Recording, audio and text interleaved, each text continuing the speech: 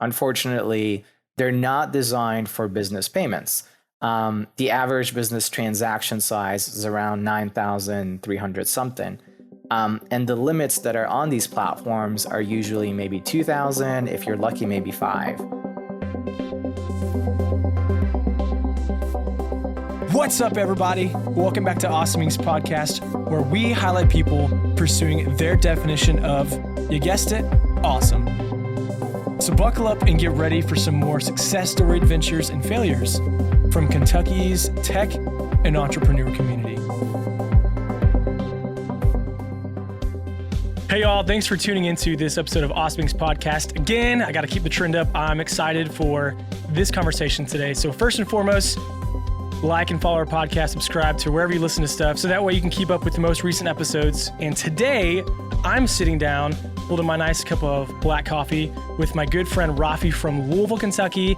He has been an avid Fibercross attendee and has pitched at the competitions a handful of times, has had a lot of success, and he is one of our Fellowship Fall 2021 cohort companies. That's a mouthful. Yeah, we're gonna scratch that. But Raffi's in the fellowship. He's awesome. I can't wait for you to hear his story and let you know how he's conquering life. So Raffi, that's it for me. I'm going to shut up. Why don't you introduce yourself, give the people tuning in a bit of your personal and professional background, let them get to meet you and know the human side of you, not just the cool startup founder side of you. Yeah. Hi, everyone. Welcome. So I'm the co-founder and CEO of Borderless. We are a global payments company located in Louisville, Kentucky. We're enabling payouts to over 100 countries. So a little bit about myself. I actually was born and raised in Lebanon. I moved here to the United States for college. I went to Penn State University and majored in architectural engineering. So it has nothing related to tech, nothing related to payments. So I've got an interesting journey to where I am today. After college, I worked in Philly for a few years, and then moved to New York City. That's where I spent most of my time. And that's really when I switched my career to becoming a full-time entrepreneur as well as a payments expert. I love it. Raffi, I'm going to start this episode off a little rocky. I'm a Buckeye fan, so go Bucks. I know the game last weekend was pretty fun. It was, absolutely. Oh, man. Well, I had family that played sports at Ohio State, so wrestling and swam. So I have some actual allegiance there, even though I went to UK. But I love Big Ten football. So just wanted to throw that in there. Also, you're from Lebanon. Let me ask you this. What is your favorite Lebanese food? Oh, man, I have a lot, but probably I would say kibbeh is my favorite. It's like this meat dish. It's like deep fried and you can eat it with hummus. It's really delicious. Can we get together and have some Lebanese food? Absolutely. Let's do it. I actually mean that. Mediterranean food is my favorite type of food. So if you're listening awesome. And if you get me some anything, shawarma, falafel, anything, I love it. All right. So yeah, that's great to hear. I love a little bit of the human side of you. Like you mentioned, you're the CEO of Borderless. I know I have a bit of experience. Maybe some of the listeners do. Can you explain what your software is up front? We're gonna talk about the elephant in the room. I want people to know about your company, and we'll continue to go from there. Yeah, absolutely. So the quick and dirty version of it is, in short, we're like a PayPal 2.0. That's kind of what Borderless is and where we're going. Another way to really describe it is we're a global Venmo for businesses and individual. At the core of it, our software, we're a global payments company. We enable payouts to over 100 countries in local bank transfer in local currencies. So we're able to avoid international bank wire fees and the terrible exchange rates that come with it. So we work with companies of all sizes, small business, from one person to an online marketplace, to startups, to enterprises, enabling them to pay vendors, suppliers, freelancers for as low as $1 per payment. And our software enables them to have custom onboarding flows, avoid some data liability issues that comes with international payments, like collecting sensitive banking information, using our proprietary handle system. We give them real-time payment tracking, something, bank payments are very difficult to do.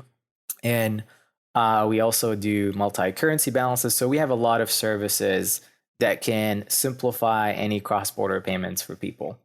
Yo, that is so cool. I am personally just starting to get into a little international travel. I did once or twice in college. I have the last year a little bit. And I know for you, this has stemmed from some of your international travel. So would you mind, talk a little bit about your experience? Because I know you traveled a bit, you've had some pains with moving money across borders, and you realized I'm not the only person who experiences this. Yeah, absolutely. So I lived in about 4 different continents. I traveled around the world. And so moving money across these borders, these countries have been super tedious and difficult and expensive. So obviously, like everyone that experienced a personal pain, they looked for solutions. And when I went and looked for solutions at the time, back in 2013, 14, and honestly just kept on looking, I realized that there are solutions for people, but not for businesses. And that's really when I dove into the space for businesses and realized that, oh, actually, the payment process starts with the business. For example, if you walk into an ice cream shop in Lexington and they only take cash, but you just carrying your credit card, you're not going to walk away with an ice cream, unless you go and get some cash. And so the business tends to sometimes force a certain method of payment. And essentially, that's kind of where a lot of this innovation that we're going through is stemming from, is how do we make the process for businesses simpler, but also keeping in mind the individual at the other part, or, at the other side of the party. Super cool. And to clarify, borderless is a B2B product and service versus a B2C?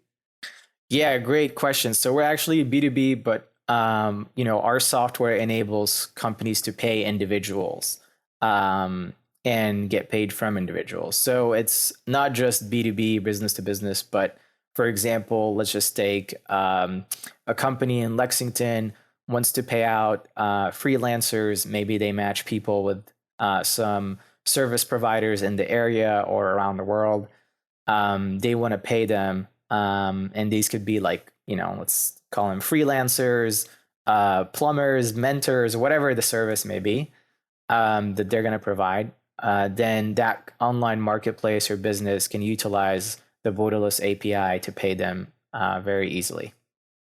Super cool. Again, a lot of this is already, over my head, but I love it. So you mentioned this a second ago. Again, I'm going to publicly announce I am a noob with some of this financial stuff. So you mentioned a payment method, and compared to other methods like cash and credit cards and checks, you guys are built online and direct. What are some of the hassles that come with international currency exchanges with using, a credit card or debit card or cash checks? What's some of the pain points that this service is relieving people of? Yeah, great question. So, actually, when you swipe your card at a grocery store or anywhere, the grocery store, that business is actually paying about 2.5 to 3 point something percent on that transaction. It's the cost of doing business, and sometimes they just mark up the prices to cover that cost, so the consumer ends up paying for it without them knowing that they're doing that. So when it comes to international, it's even more expensive because the rates go up between 3 to 5%, and then they also charge a foreign exchange rate that is marked up versus the actual real or interbank exchange rate. And same when you're sending money as a business or as an individual to a vendor overseas to import something, for example, or to send money to friends and family, you're paying a bank wire fee. It's delayed. It takes about 3 to 5 business days. The exchange rate is terrible, and so some of the complexities that go along with that is because, one, the system that's currently in place is pretty outdated. It was created in the 1970s. This what's called the SWIFT system.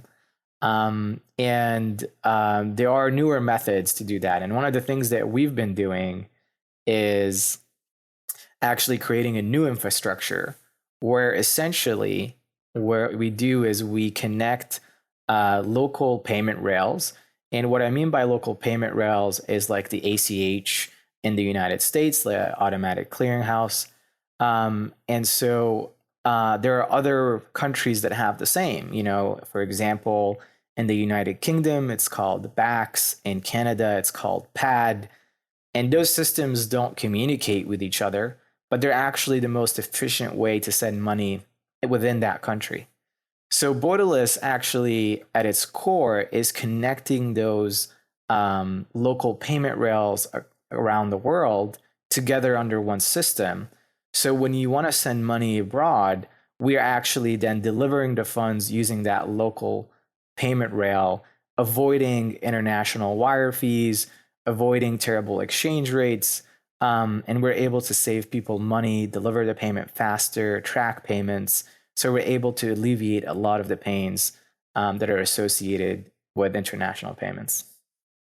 Raffi, this is totally off the question.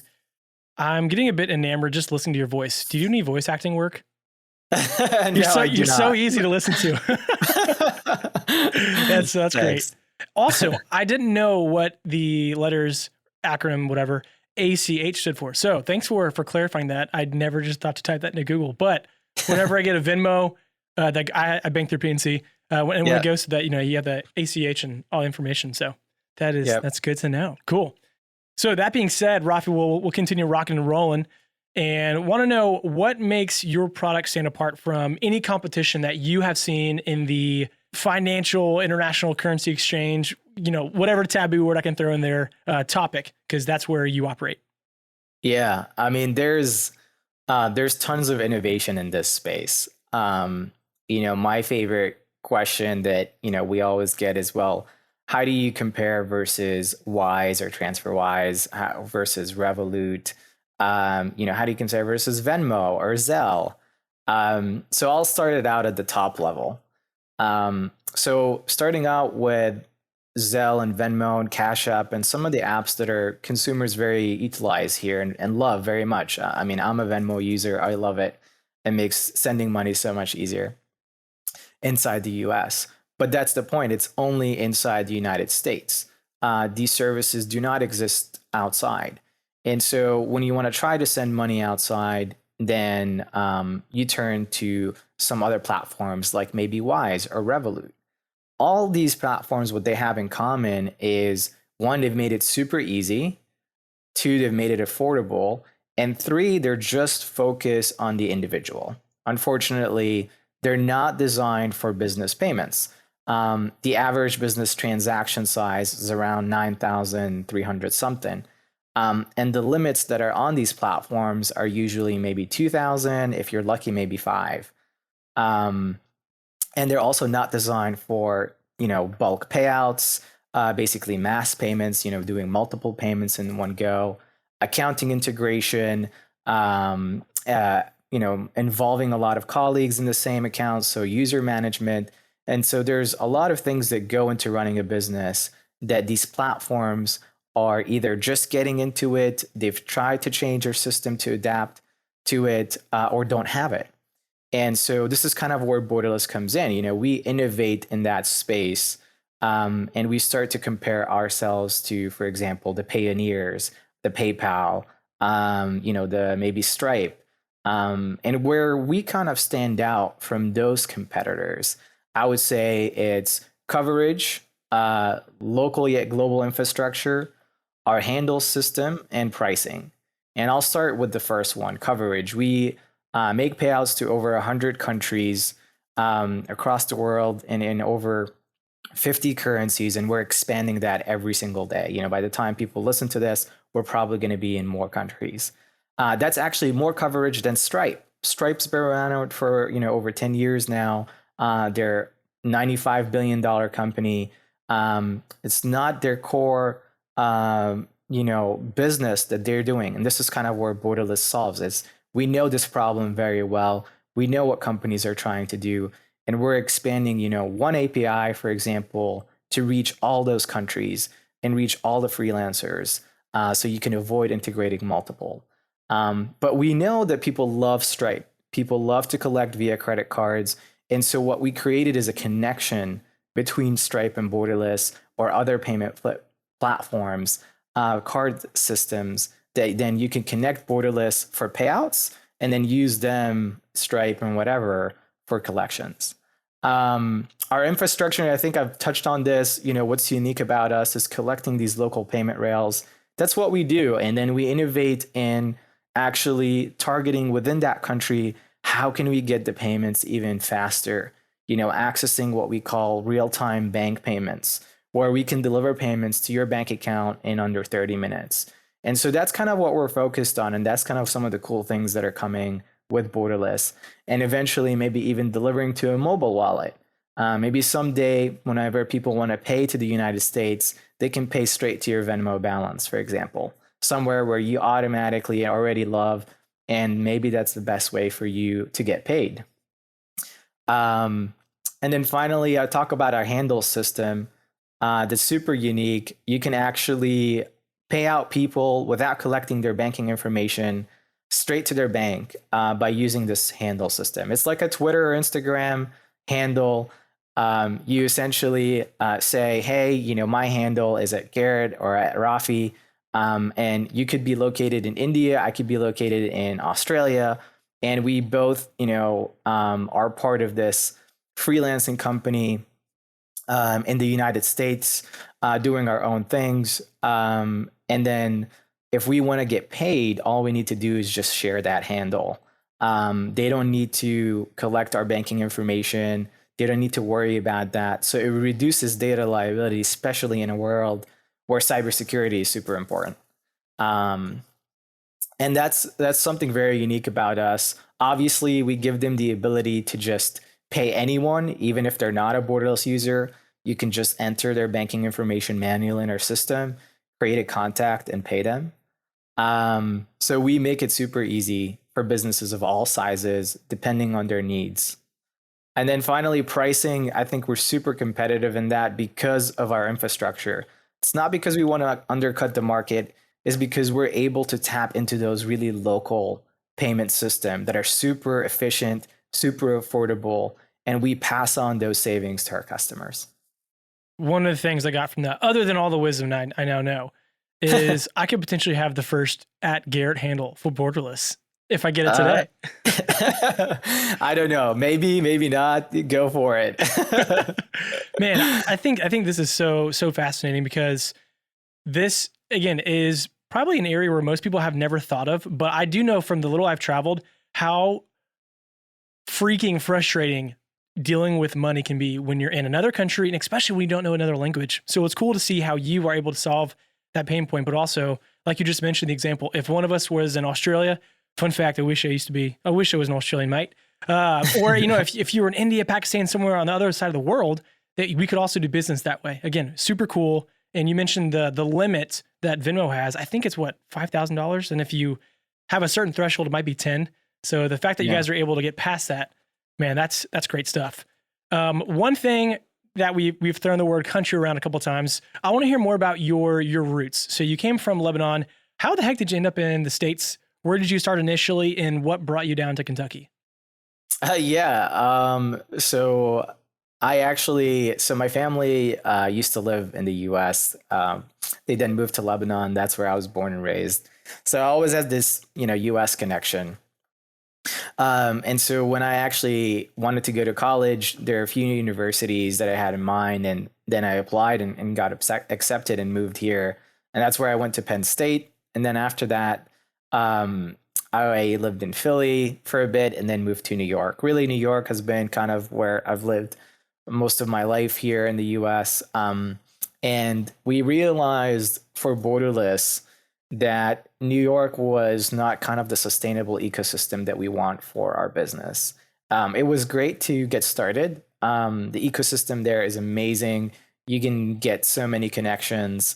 You can find really good talent. But as far as kind of having longevity, impact, and community, I think there are other areas in the United States that will be better for that. So that's why we started to look outside of Louisville, outside of New York City, and we ended up in Louisville. And then so we came here, and it's been great ever since. And I think we got a little bit lucky because we actually moved before the pandemic, and I can't imagine being in New York City during the pandemic. Brother, let me tell you.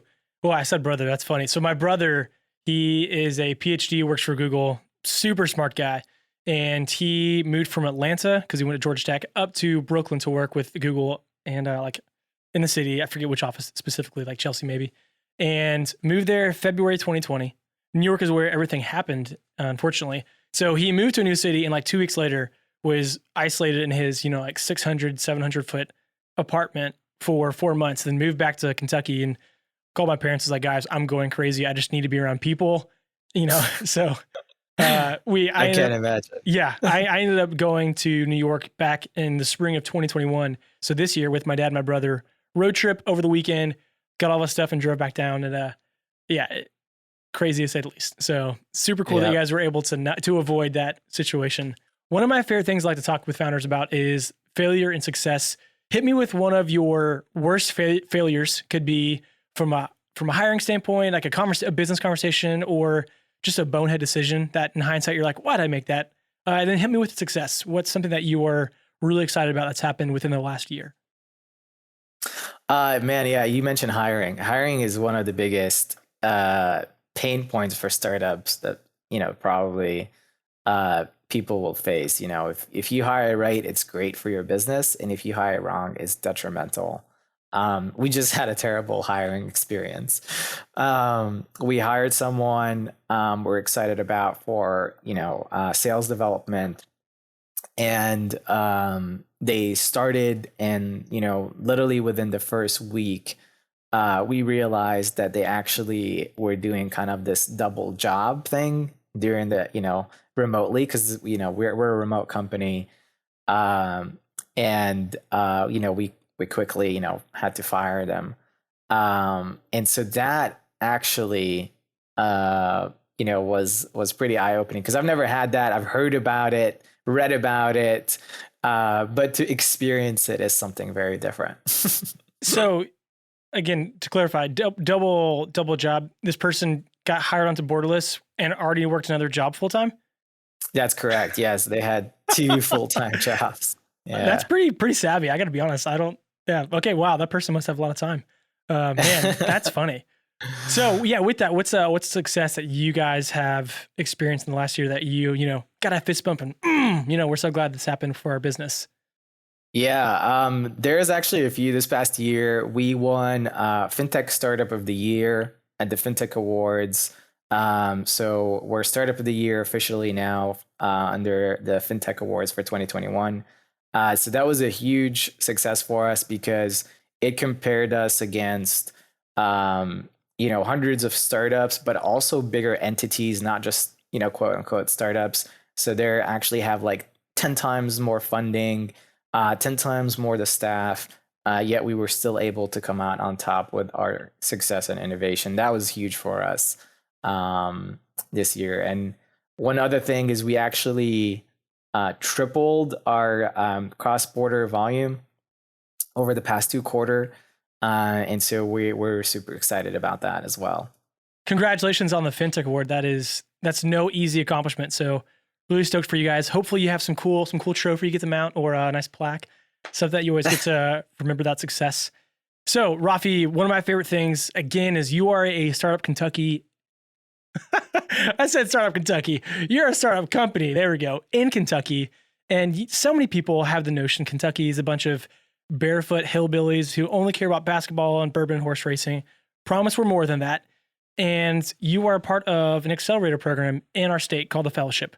What is something that you are hoping to accomplish with your business, Borderless, over the next year being a part of the Fellowship? Yeah, I think Awesome Inc.'s Fellowship is actually an amazing program. They're able to connect you with people in Lexington, but also beyond in the Midwest.